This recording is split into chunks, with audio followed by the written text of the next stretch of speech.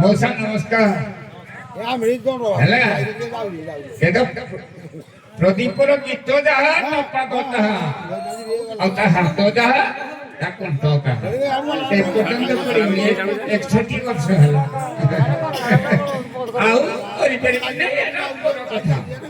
तथापि बाघ बाघ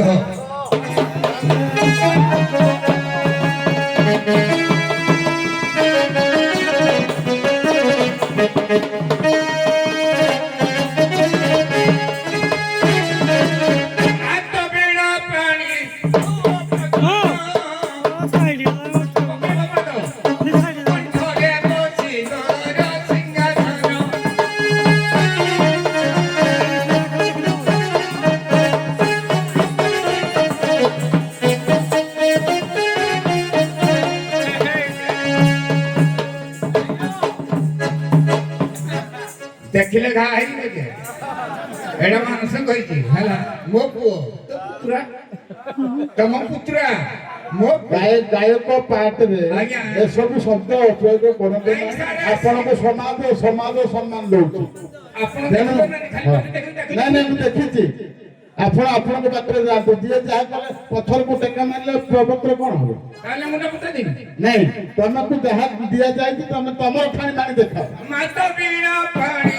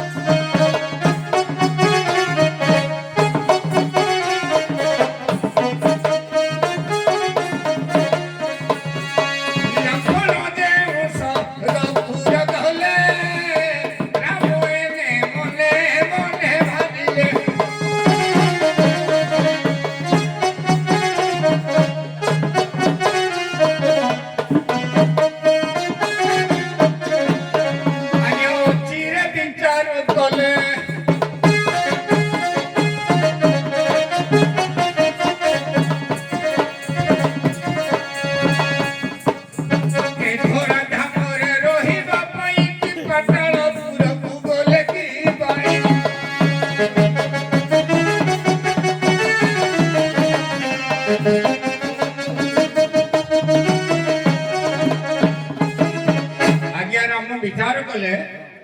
जे जदि सीता गला पाताल उपरकू ताले स्त्री बाहू समीजिबो कि नहीं ना बोलिबो हां सीता गला बाहू समीजिबो कि नहीं हां सीता जेहेतु पाताल गामे हेई गले तेनु स्वामी चिंता कले मो भी पाताल गामे हेबी तागर भाषा नेट है कारण एतिर त माने परिसमाप्ति हेई गला काम करे पाताल गमन आज्ञा ई सब सारे यार दीटा विषय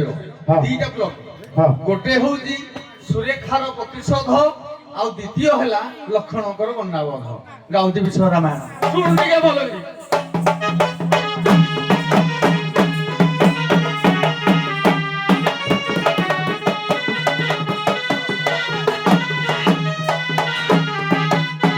अरे बापू जेते बेले घा अनेक हो जाए जेतला घा सुकेनी हेतु तापर कोन कैंसर रूप हैला कि नहीं याकू ही रोग मध्ये आक्रांत करानी बोले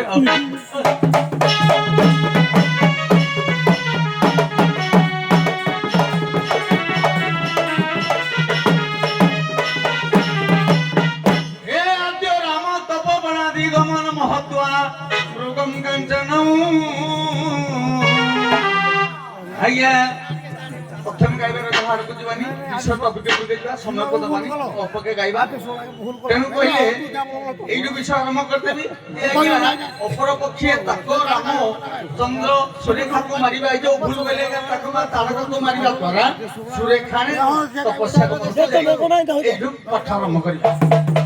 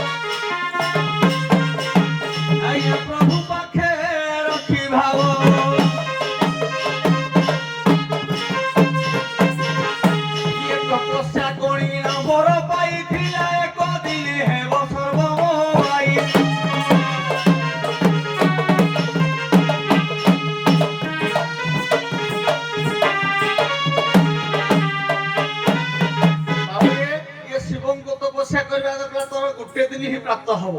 कि कौ दिन हम इने सर्व सारी जाइछंती हे पितृ श्राद्धनि मते से गंडा मारी जाति बेली करी कर्मचारी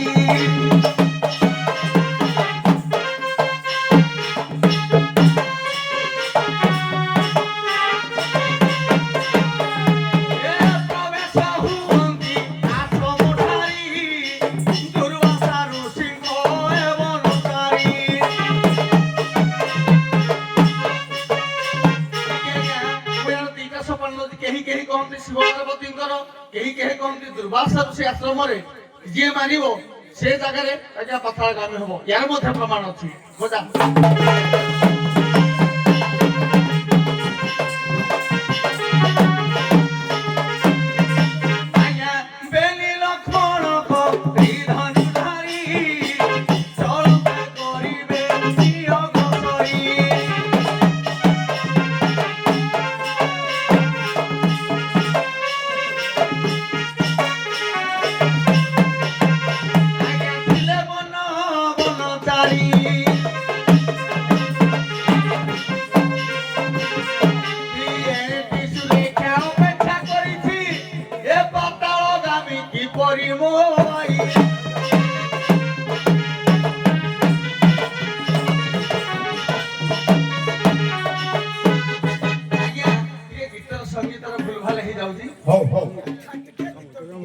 आज्ञा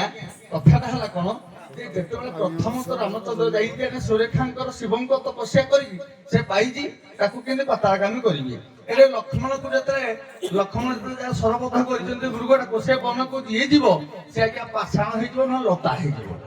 तेणु लता भर राम जाइए तेणु कह किए कौन लक्ष्मण गले ए समय आज्ञा सुरेखा तार गोटे मंत्र देते शिव गोटे मंत्र देते तेणु से विवर भितर राम पड़िया भितर सुरेखा आज्ञा गोटे पथर घुड़े राम हेले पातालगामी एणे हेले लक्ष्मण ये गंडा को मारी से पड़े पथर हो ବା ଲତା ହେଇକିରି କେହି କହନ୍ତି ଏଣେ ପଡ଼ିଛନ୍ତି ତେଣୁ ଉଦ୍ଧାର ହବ କିପରି କଥାଟା ହଉଛି ଏଇଠି ସାର୍ ମୋର ପଦଟେ ମନେ ପଡେ ହଉ ମନେ ପଡ଼ିଲା ତାହେଲେ ଦେଖି କୋଉ ବାଟରେ ଯାଉଛନ୍ତି ମୁଁ ଶିଖିଛି ହଉ ହଉ ଟିକେ ରୁହନ୍ତୁ ହଁ ତମେ ହଉ ତାର ଶିଖିଲେ କଣ ମୁଁ ତ ଗାଇଦେବି। ହଉ ହଉ ହଉ ହଁ ଦେଖି ଗୋଟେ ଗାଈରୁ ଉଦ୍ଧାର ଖାଲି ଜଣକୁ ଉଦ୍ଧାର କଲୁ ଦେଖିବା ଯଦି ଗୋଟେ କାଢୁଆ ପାଗ ଦେଖୁଛୁ ମାରିଦେ ଭିତରେ ତ ଛୁଆ ହେଇଯିବ ଭାରି କାଢୁଆରା ଆଉ। ହଉ ଘରେ ସାରା ଚାଲନ୍ତୁ ମାରିଦେଲା। ଚାଲନ୍ତୁ ହଉ କଣ ମନେ ପଡ଼ିଲା ଟିକେ ସେ ବାଟରେ ଚାଲିଲେ ଆଜ୍ଞା ପାତଳ ଗାମୀ ତ ହଁ ରାବଣ ରାମ ରାମ ପାତଳ ଗାମୀ ଆଜ୍ଞା ମୁଁ କହିଦଉଛି ଅହିରାବଣର ମହିରାବଣ ପାତାଳକୁ ନେଇନଥିଲା ହନୁମାନ ଯୋଉ ମାରିଥିଲା ନା ଭୁଲ କହିଲେ ଆଜ୍ଞା ସେ ନା ଭୁଲ କହିଲେ ଆଜ୍ଞା ଆପଣ କୁହନ୍ତୁ ରାମ ଲକ୍ଷ୍ମଣକୁ ହଁ ବଳି ଦେବା ଉଦ୍ଦେଶ୍ୟରେ ପାତାଳକୁ ନେଇଥିଲେ କି ନାଇଁ? ନେଇଥିଲେ ହଁ। ଏଇଟା ଆଜ୍ଞା ଏଇଟା ଗୋଟେ ବିଷୟ ଅଛି ପାତାଳ ଗମନ ଯେମିତି ମୁଁ କହିଥିଲି କଣ ସୀତା ଯେମିତି ପାତାଳ ଗମନ କଲେ ଅର୍ଥାତ୍ ପାତାଳ ସ୍ୱର୍ଗ ମର୍ତ୍ତ୍ୟ ପାତାଳ ଗମନ କଲେ ବା ତାଙ୍କର ଜୀବନ୍ୟାସ ଇହଧାମ ତ୍ୟାଗ କଲେ ପାତାଳ ଗଲେ ସେଇଭଳି ରାମଙ୍କର ସେ ଅବସ୍ଥାଟା ବା ରାମ କୋଉଠି ପାତାଳଗାମୀ ହେଲେ ଏଠି ପାତାଳ ପୁରକୁ ନିଆଯାଇଥିଲା ମାନେ ବଳି ଦେବା କାଳୀଙ୍କ ଉଦ୍ଦେଶ୍ୟରେ କିନ୍ତୁ ପୁଣି ତ ଫେରି ଆସିଲେ ବା ମୁକ୍ତି ପାଇଲେ ହନୁମାନ ମୁଣ୍ଡିଆ ମାରିବା କଥା କହିଲେ ସେ କହିଲେ ମୁଣ୍ଡିଆ ମାରିଲେ ଏଇ ସବୁ ଜିନିଷ ପାତାଳ ଗମନ କିନ୍ତୁ ସ୍ୱର୍ଗ ଗମନ ସ୍ୱର୍ଗାରୋହଣ ପର୍ବ ସ୍ୱର୍ଗକୁ ଯିବା ଦ୍ୱାରା ହେଲା ଯୁଧିଷ୍ଠିର ଯିବି ସରକାର ହଁ ତେଣୁ ପାତାଳ ଗମନରୁ ଯଦି କିଛି ମନେ ପଡୁଛି କଣ ଟିକେ ଅଛି ପୁରୁଣା ଲୋକ ବୟସର ପୁରାଣ ଟିକେ ହେତୁ ପଦ ଦେଲ ଟିକେ ମୁଁ କହିବି କାହିଁକି ନା ଭାଇ ମୁଁ ଦୃଷ୍ଟିଗୋଚର ହେଇପାରୁନାହିଁ ପ୍ଲଟଟା ହଉଛି ଲକ୍ଷ୍ମଣର ଗଣ୍ଡାବଧ ଆଇଦର ଏଇ ଜିନିଷଟା କିନ୍ତୁ ମୋର ଯେତିକି ମନେ ପଡୁଛି ଆଉ ମହିରାବଣ ମଧ୍ୟରେ ଯୋଉ ଜିନିଷଟା କହୁଛ ମହିରାବଣ ମଧ୍ୟରେ ସେଇ ଜିନିଷଟା ଅଛି ଅଛି ଆଜ୍ଞା ମୁଁ ଯୋଉଟା କହିଛି ରାଗି ହବ କିନ୍ତୁ ଶୁଣନ୍ତୁ ହଁ ଦଶରଥକୁ ମୁକ୍ତି କରିବା ପାଇଁ ଯମଙ୍କର 3 ବଛରେ ଥିଲେ ଦଶରଥ ଏଣୁକରି ଲକ୍ଷ୍ମଣ କଲେ ଗଣ୍ଡାବଧ ପିତୃଶ୍ରାଦ୍ଧ କଲେ ସେ ମୁକ୍ତି ପାଇଲେ ହଉ ଆଉ କିଛି ପଦ୍ୟ ଆକାରରେ ଗାଇବେ କିଛି ମନେ ପଡୁଛି ପଦ୍ୟ ଆକାରରେ ଗାଇବେ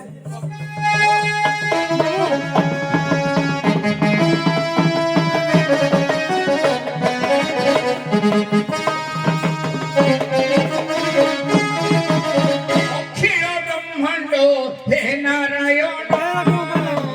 ତୁମେ ପରା ଅଛ ମୋକ୍ଷ ଧାମନ।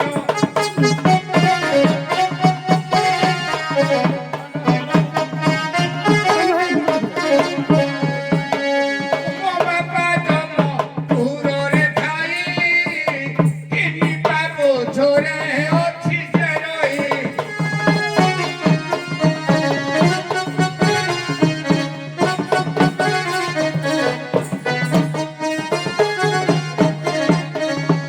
ବିନୟ ବାବୁ ମୁଣ୍ଡ ହଲଉଛ ସିନା ଥରେ ପୁରାଣ ଦେଖ ଏଟା ଠିକ କି ନା ଭୁଲ? ଏଟା ହଉ ହଉ ହଉ ଶୁଣନ୍ତୁ ଆଉ ଟିକେ ହବ ହଉ ଶୁଣନ୍ତୁ ରଥରେ ରଥରେ ସେନାପତି ଭାବରେ ମତେ ନିଯୁକ୍ତ କରିଦେଇ ରାତି ସାରା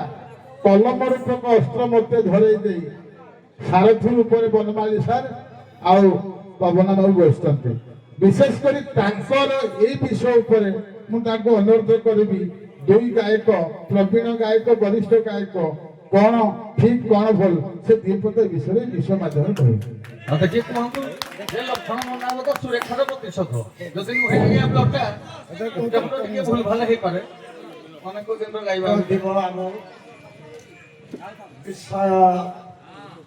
ଯାହା ମାଙ୍କ ସାମ୍ନାରେ କହୁଛି ଆଜ୍ଞା ପ୍ରଦୀପ ବାବୁ ଶୁଣିନାହାନ୍ତି ବିଷୟ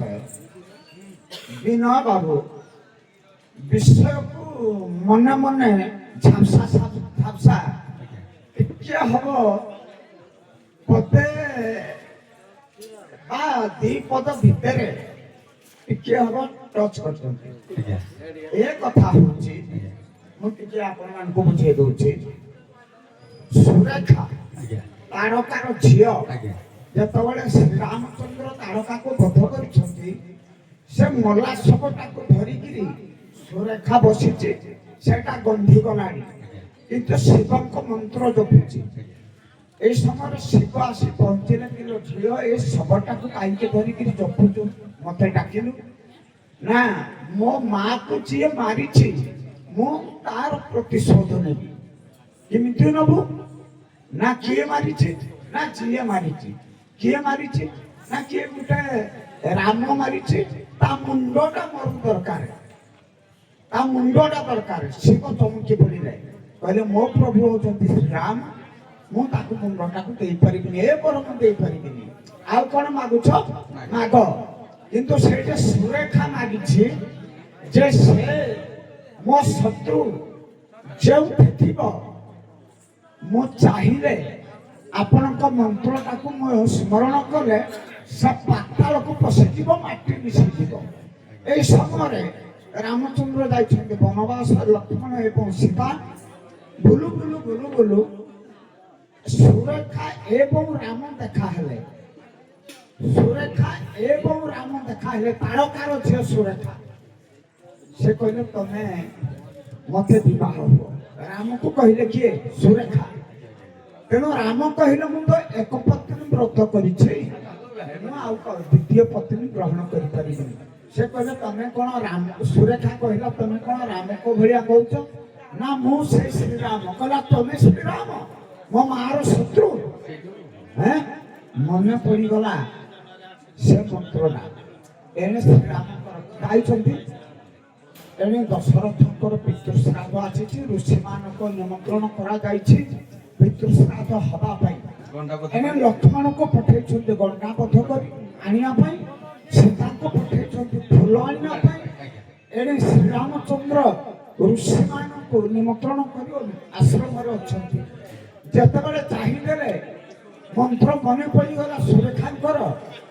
ଭୂମିଟା ଫାଟିଗଲା ଶ୍ରୀରାମଚନ୍ଦ୍ର ପାତାଳକୁ ପଶିଗଲେ ଲକ୍ଷ୍ମଣ ଯାଇଛନ୍ତି ଗଣ୍ଡାବଦ୍ଧ କରି ସେ ପାର୍ବତୀଙ୍କ ଗଣ୍ଡାକୁ ବଧ କରିଛନ୍ତି ଯେତେବେଳେ ପାର୍ବତୀଙ୍କ ଗଣ୍ଡାକୁ ବଧ କରିଛନ୍ତି ନନ୍ଦୀ ଭୃଙ୍ଗି ଡାକିରି ମା ପାର୍ବତୀ କି କହିଛନ୍ତି ପାର୍ବତୀ କହିଲେ ତାକୁ ବାନ୍ଧିକିରି ଗଙ୍ଗା ଜଳରେ ପଥର ମଡ଼େଇଲେ ସେ ପଡ଼ିଲେ କୋଉଠି ଗଙ୍ଗାରେ ପଥର ମଡ଼େଇ ଦିଆଯାଇଛି ଏଣେ ମୃଗୁଣୀ ରୂପ ଧାରଣ କରିଛନ୍ତି ମା ସୀତା କୋଉଠି ପୁଷ୍ପବନରେ ରାମ ଅଛନ୍ତି ପାତାଳ ଗାମୀ କିନ୍ତୁ ଉଦ୍ଧାର ହେବ ଇଏ ବୁଝେ ରାମ ପାତାଳ ଗାମୀ କାହିଁକି ଆଜ୍ଞା କହିଦଉଛି ଗୋଟିଏ ନାଇଁ ନାଇଁ ପଦେ କହୁଛି ସାର୍ ଯେତେବେଳେ ରାମଚନ୍ଦ୍ର ପାତାଳଗାମୀ ହେଲେ ମହିରାବଣ ନେଇଯିବି ନାହିଁ ପାତାଳକୁ ଶୁଣନ୍ତୁ ସାର୍ କିନ୍ତୁ ହେରକୁ କାଟିବା କଥା ପ୍ରଥମରୁ କାଟିବା କଥା ସେଟା ଲକ୍ଷ୍ୟ ଅଲଗା ହେଲେ ପୁରା ବିଷୟରେ ସମସ୍ତେ ତମ ହୃଦୟଟା ବାବୁ ସେଟା ଲକ୍ଷ୍ମଣ ବି ଯାଇଛନ୍ତି ପାତାଳ ହଁ ସେଟା ଲକ୍ଷ୍ମଣ ବି ଯାଇଛନ୍ତି ତେଣୁ ଏଇଠି ହେଲା ମୁଁ ଗୋଟିଏ ପଏଣ୍ଟ କହିଦଉଛି ଯେ ଯେ ରାମଙ୍କ ବଦଳରେ ଯିବ ପାତାଳକୁ ତେଣୁ ରାମ ବାହାରିବେ ନହେଲେ ରାମ ରହିଲେ ପାତାଳରେ ମା ସୀତା ମୁକ୍ତି ହେଇକିରି ବଶିଷ୍ଠ ମୁକ୍ତି କଲେ 3 ଜଣକୁ